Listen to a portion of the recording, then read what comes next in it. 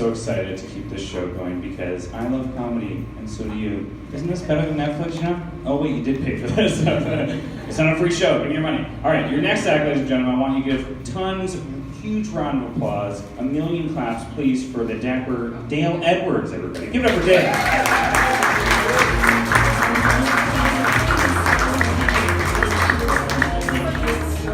Thank you very much. So, recently I lost a little bit of weight because I don't have a lot of options in terms of hairstyles. So I lost 25 pounds. I'm super happy. I joined a CrossFit gym, which worked really well for me because after paying the subscription fee, I was both very cross and fit because I couldn't afford groceries. The reason I joined up was because I was single at the time, and I was like, well, you know, I need to do something about this. And I think that like being single is pretty hard, and it's difficult for everybody. I think it's more difficult for women than it is for guys. I mean, as a guy, you're kind of like, oh, should I wear this shirt? Will she come back to my place? As a girl, you're more like, do I need mace spray? Will I get buried in the bow?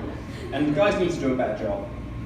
But I met somebody special at speed dating, which is the most efficient way to have the same conversation 15 times with different people. And after a while I found that, well, hey, getting asked the same question, like, how did you end up here in Montreal? So, you know, to begin with, I answered it honestly, and then by the end I was like, well, I really like maple syrup, red plaid, and the word bibliothèque.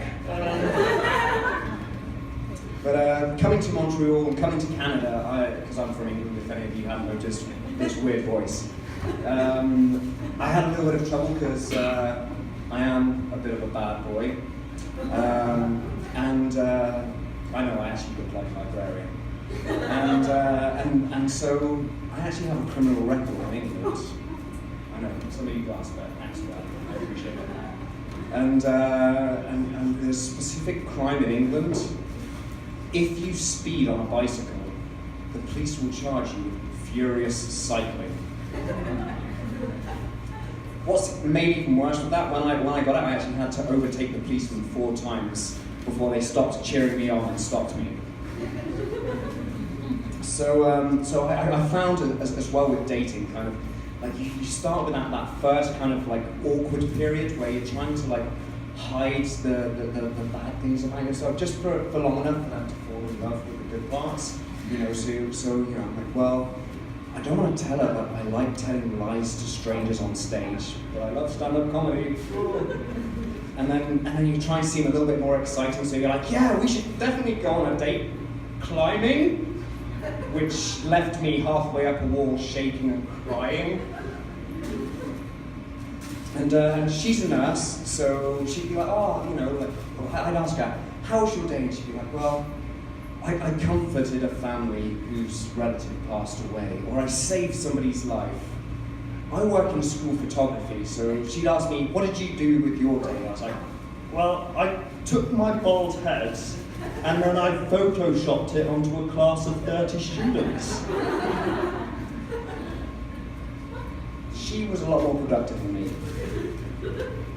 So, and also now I find myself becoming older, and so, you know, when she's like, I want to take off all of your clothes and spend hours making love to you, it sounds more like a threat than something like a sexy promise.